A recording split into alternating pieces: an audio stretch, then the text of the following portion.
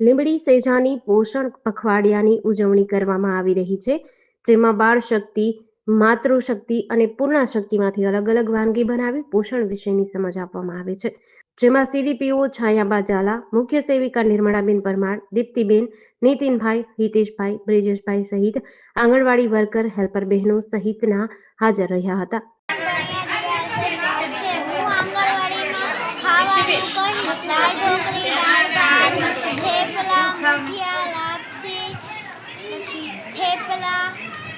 વગેરે ખાવાનું આપે છે. અને મજા આવે? હા. અને કેવા હાચવે તમને? સારા.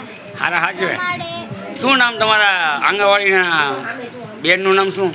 નીરુ ટીચર. નીરુ ટીચર. પછી આમ ભણાવે ખરા? હા. શું ભણાવે?